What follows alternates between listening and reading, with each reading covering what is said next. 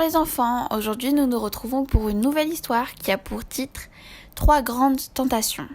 Après son baptême, Jésus ressentit le besoin de s'éloigner dans un endroit désert afin de se préparer, à travers le jeûne et la prière, à supporter tout ce qui devait lui arriver. Au bout de 40 jours, Satan pensa que c'était le moment idéal pour le tenter, car Jésus était assez affaibli par la faim. Par quoi crois-tu qu'il commença à le tenter ? Par la faim.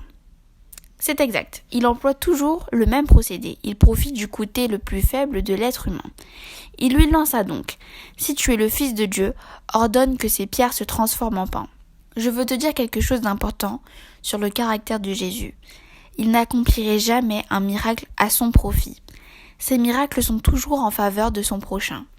Jésus lui répondit « Les Écritures sacrées disent « Ce n'est pas seulement de pain que vit l'homme, mais de toute parole qui vient de Dieu ». Il voulait que Satan comprenne que obéir à Dieu est plus important que de satisfaire nos besoins matériels.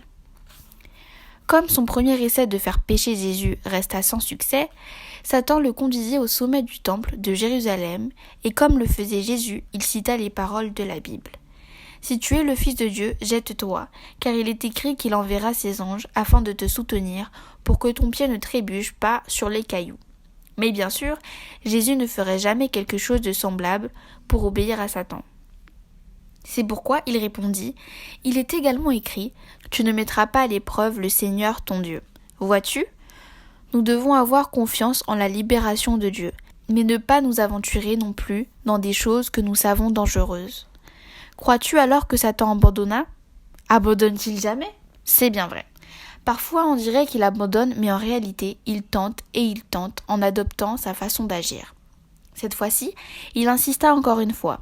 Il emmena Jésus sur une très haute montagne et lui montra le monde avec ses villes magnifiques, ses monuments grandioses et ses incroyables paysages et richesses.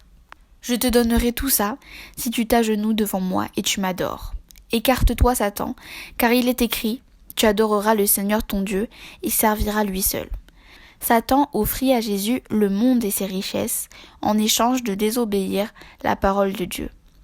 Fait-il de même avec nous ? Oui. Il nous persuade de ne pas nous préoccuper de la vérité, de l'honnêteté, de la bonté. Mais la victoire de Jésus fut entière. Satan s'éloigna donc et les anges du ciel servirent à manger à Jésus. Et je vais vous laisser avec 2 versets.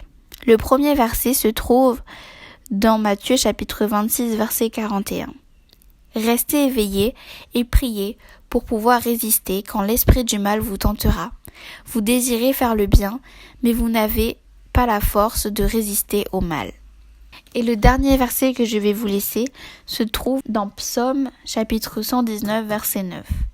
Quand on est jeune, comment mener une vie pure ? En obéissant à ta parole, Seigneur. Je vous dis à bientôt pour une prochaine histoire.